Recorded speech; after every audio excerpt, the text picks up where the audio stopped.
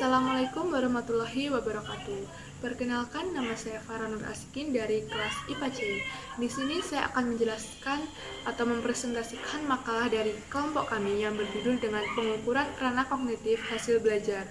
Nah, selanjutnya saya akan menjelaskan terkait dengan pengertian ranah kognitif dan juga tingkatan taksonomi Bloom.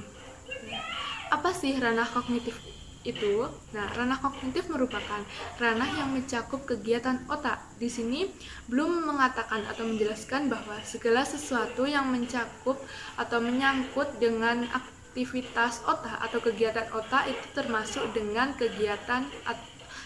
dengan ranah kognitif. Nah, ranah kognitif ini berhubungan dengan kemampuan berpikir, termasuk apa aja, yaitu termasuk menghafal, memahami, mengaplikasi, menganalisis, mensintesis, dan juga mengevaluasi. Nah, tujuan dari ranah kognitif ini berorientasi pada kemampuan berpikir yang mencakup kemampuan intelektual sederhana. Selanjutnya, poin B yaitu tingkatan taksonomi Bloom. Di sini ada taksonomi Bloom lama dan juga taksonomi Bloom revisi.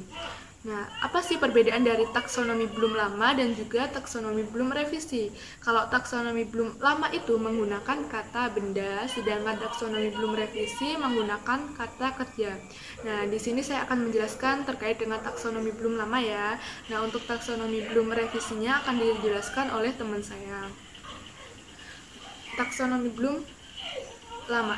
Bloom mengelompokkan ranah kognitif ke dalam 6 jenjang atau 6 aspek, dari yang sederhana sampai kepada yang paling kompleks. Maksudnya dari yang rendah sampai yang tinggi tingkatannya gitu. Nah, yang pertama ada pengetahuan atau C1. Di sini kemampuan peserta didik dalam mengingat atau mengenali kembali tentang materi yang sudah dipelajari. Maksudnya kemampuan peserta didik dalam mengingat kembali recall tentang materi yang sudah dipelajari. Misalnya pada minggu ini peserta didik itu mempelajari tentang sistem pencernaan pada manusia, dan minggu depannya dia itu ditanya oleh gurunya kayak disuruh menjelaskan apa sih sistem pencernaan pada manusia itu. Nah, di situ peserta didik harus merecall kembali ingatannya terkait dengan sistem pencernaan pada manusia gitu. Nah, yang kedua ada pemahaman atau C2, kemampuan seseorang dalam memahami materi tertentu yang sudah dipelajari dan diingat. Nah, di sini kemampuan memahami dimaksudkan dengan sesuatu yang seseorang dikatakan atau peserta didik dapat dikatakan memahami sesuatu apabila peserta didik tersebut dapat memberikan penjelasan atau uraian dengan menggunakan kata-katanya sendiri. Misalnya dengan peserta didik itu merangkum materi dengan menggunakan bahasanya sendiri, dengan dicari poin-poinnya dan dijelaskan dengan bahasanya sendiri kayak gitu. Nah, selanjutnya ada penerapan. Di sini kemampuan menerapkan atau menggunakan ide-ide, konsep, prinsip, rumus, teori pada situasi yang baru. Contohnya, peserta didik mampu memikirkan penerapan konsep IPA dalam kehidupan sehari-harinya, kayak gitu. Itu juga bisa. Misalnya dalam itu ada konsep fermentasi, terus ada juga pengawetan, kayak gitu. Itu bisa diterapkan dalam kehidupan sehari-harinya. Terus bisa juga hukum Newton, itu juga bisa diterapkan di kehidupan sehari-hari. Nah, selanjutnya poin D yaitu analisis atau C4, kemampuan menguraikan suatu materi menjadi komponen yang lebih jelas, mampu memahami hubungan antara faktor yang satu dengan faktor yang lainnya. Misalnya dengan materi ekosistem. Dan peserta didik dijelaskan terkait dengan pengertian ekosistem. Nah, ekosistem apa sih? Hubungan timbal balik antara manusia dengan lingkungannya. Otomatis peserta didik menganalisis makhluk hidup dengan lingkungannya. Misalnya ada hubungannya dengan hewan dengan pohon, hewan dengan udara, kayak gitu. Nah, selanjutnya ada sintesis. Sintesis atau C5, di sini seseorang dituntut untuk mengkombinasikan atau memadukan antara bagian-bagian untuk membentuk suatu kesatuan yang baru. Nah, misalnya atau bisa juga dikatakan kemampuan merangkai atau menyusun kembali dalam rangka menciptakan arti kayak gitu. Nah, di sini peserta didik disuruh untuk membuat cerita atau karangan terkait dengan penerapan konsep IPA-nya dalam kehidupan sehari-hari. Setelah itu atau kemudian peserta didik disuruh menyampaikan di depan kelas secara lisan. Nah, sehingga dengan begitu peserta didik dapat mensintesiskan antara dengan yang ditulis dengan yang diucapkan secara lisan itu. Nah, selanjutnya ada evaluasi atau C6, yaitu kemampuan yang atau kegiatan memberikan argumen dalam menilai baik atau buruk, benar atau salah terhadap suatu objek yang dihadapinya kayak gitu. Mungkin cukup sekian yang dapat saya sampaikan, kurang lebihnya saya mohon maaf. Wassalamualaikum warahmatullahi wabarakatuh.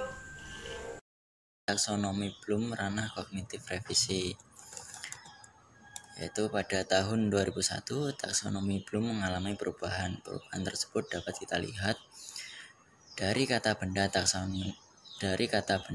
taksonomi Bloom lama menjadi kata kerja, yaitu taksonomi Bloom revisi.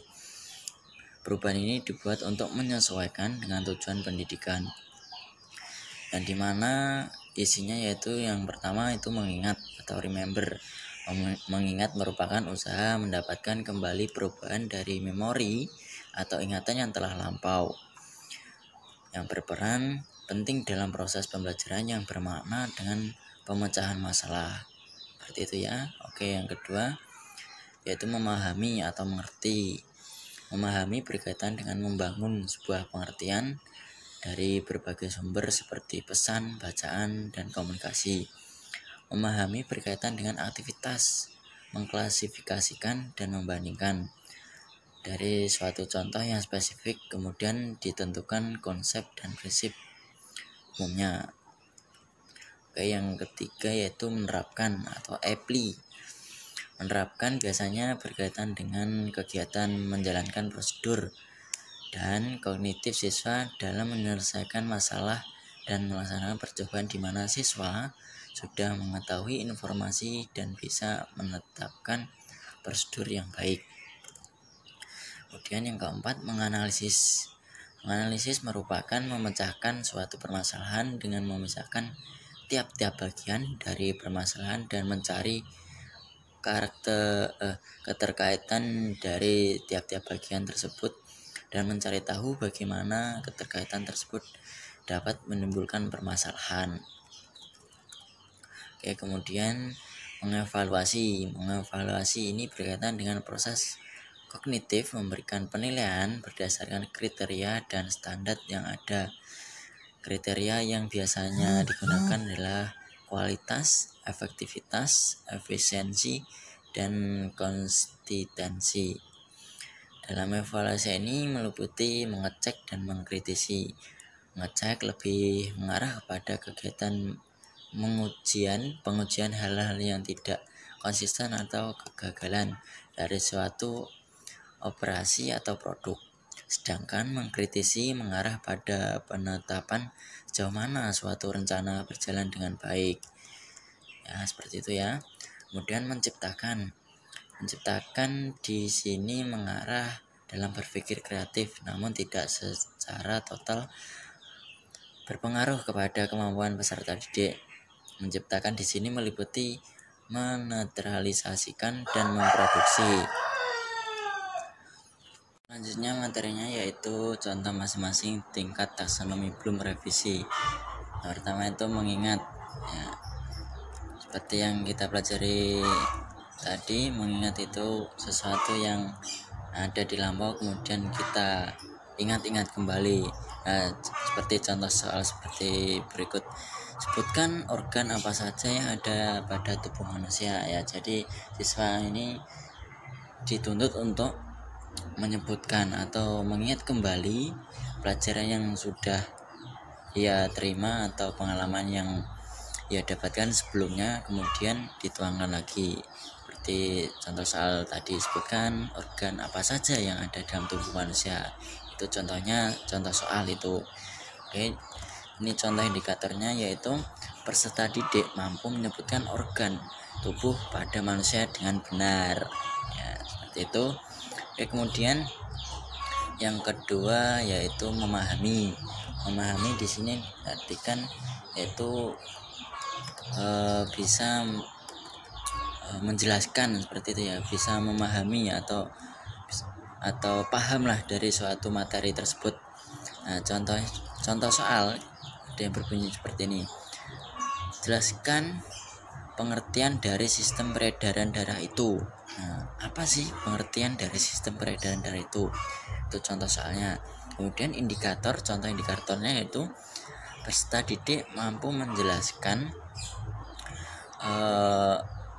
peserta didik mampu mendeskripsikan pengertian sistem peredaran darah dengan benar. Ya, seperti itu ya.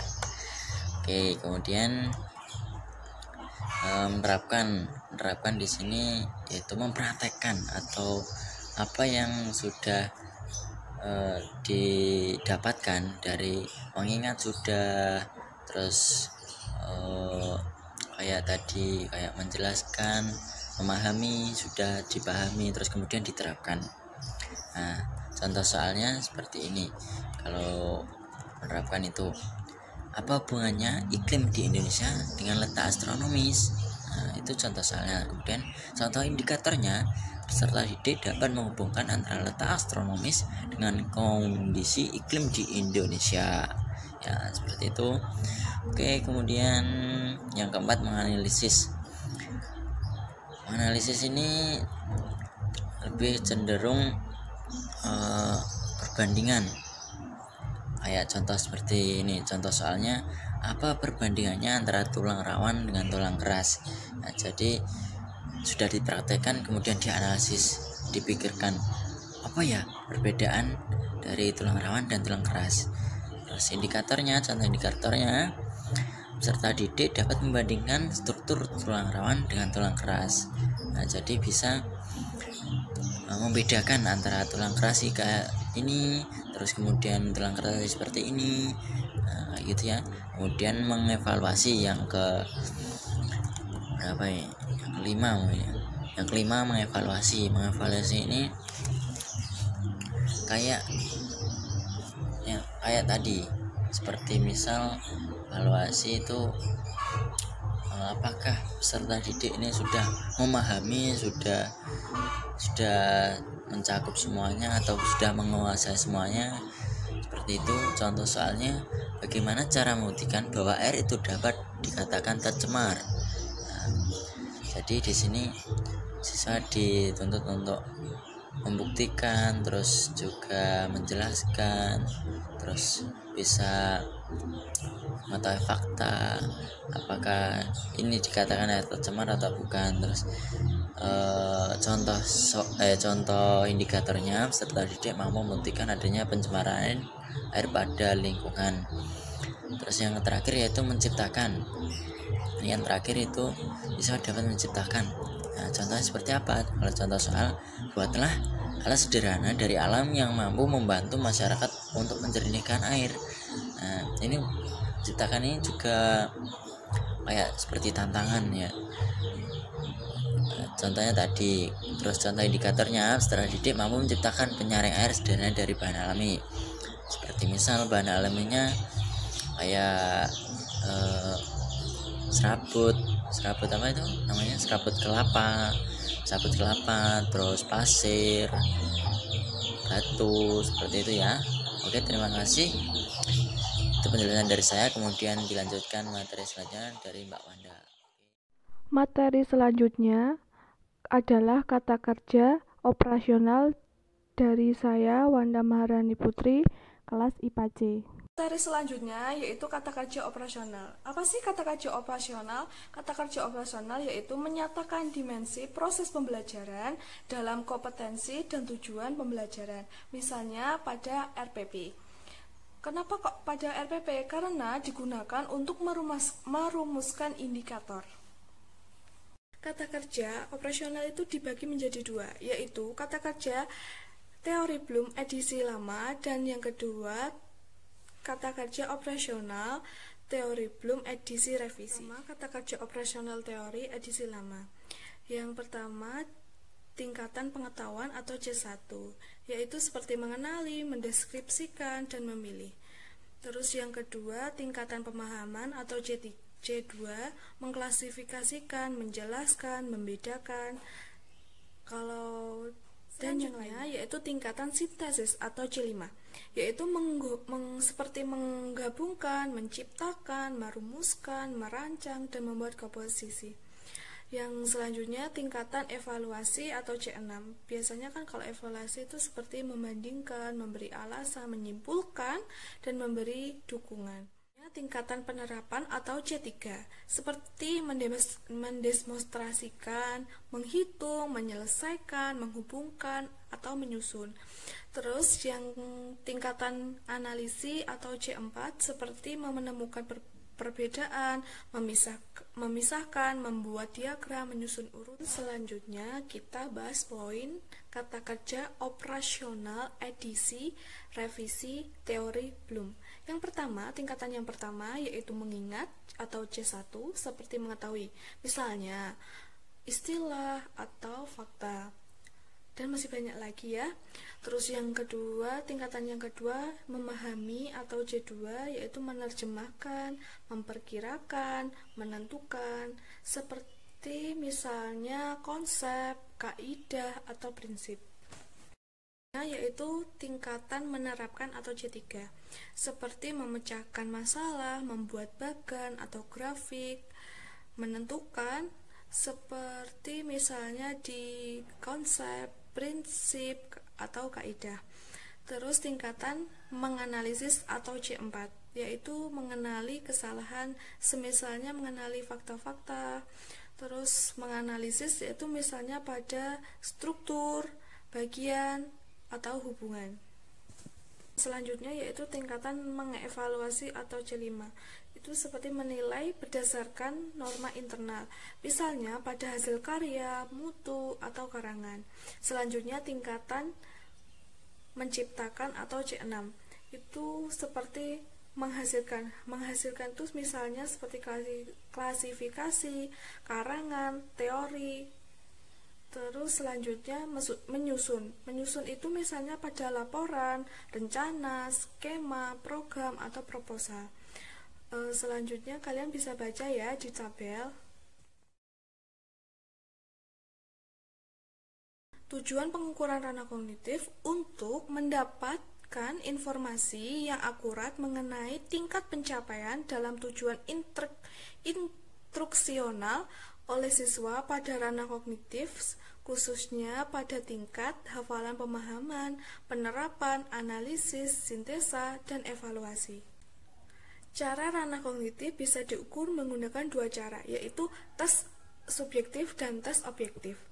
Dalam tes subjektif itu berbentuk uraian, namun dalam pelaksanaan tes ini tidak bisa mencakup seluruh materi yang akan diujikan. Sedangkan tes objektif, jumlah soal yang diajukan lebih mudah untuk dipahami.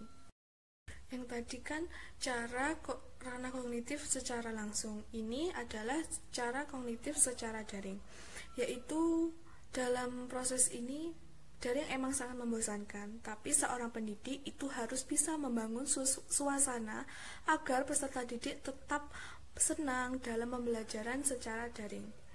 Pengukurannya dapat dilakukan dengan menggunakan aplikasi seperti Quizzes, Google Form, dan yang lainnya, dan bisa dilakukan secara post-test atau quiz. Dari kelompok 1, minta maaf jika ada kesalahan dalam menyampaikan materi. Terima kasih. Wassalamualaikum warahmatullahi wabarakatuh.